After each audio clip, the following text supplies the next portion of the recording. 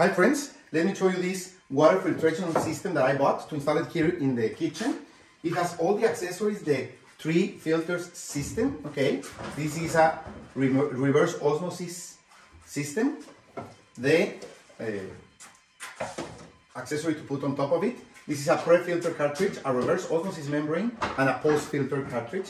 And this tank will help you get the pressure that you want for your water, okay? So you get all the accessories that you need to install it and the user and installation manual. So you even get this faucet to get the drinking water from it, okay? So we are going to install everything here. We already installed the filter. Here is the water faucet, water we can use to drink,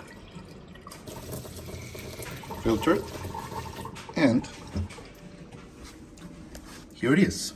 These are the filter elements, the pressure tank, all the water connections, and we even got this one with this T to go to our refrigerator so we get some ice from it. So that's great. Let me show you.